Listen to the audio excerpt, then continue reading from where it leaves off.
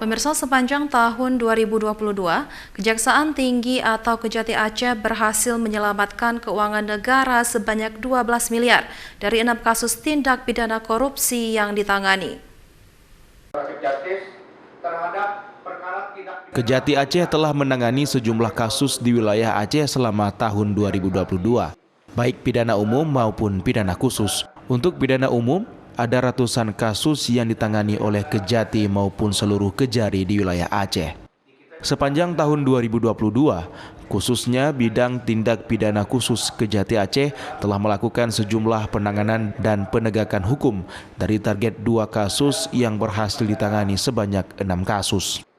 Tidak hanya penindakan, Kejati Aceh juga melakukan upaya pencegahan korupsi yaitu melalui diskusi dengan berbagai pihak. Sedangkan kasus dalam proses penyelidikan ada sebanyak 68 kasus.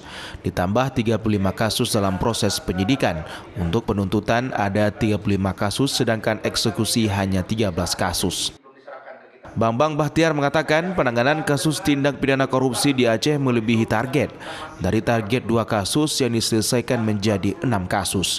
Sehingga ada sebanyak 12 miliar keuangan negara yang bisa diselamatkan. Dalam rangka penyampaian refleksi akhir tahun 2022, tentunya yang kami sampaikan ini adalah capaian kinerja dari masing-masing bidang, baik yang ada di wilayah Kejaksaan Tinggi Aceh maupun para kepala kejaksaan negeri di masing-masing Kejari dan Capjari.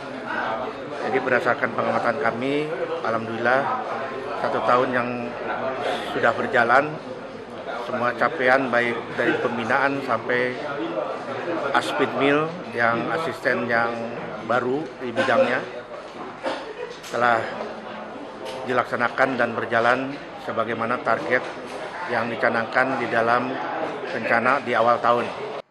Kejati Aceh mengapresiasi jajarannya pada bidang Tipitsus di seluruh Aceh karena mereka telah bekerja keras melakukan penelusuran, pelacakan dan penyitaan aset-aset untuk menyelamatkan kerugian keuangan negara. Dari Kota Banda Aceh, Topan Mustafa, iNews melaporkan.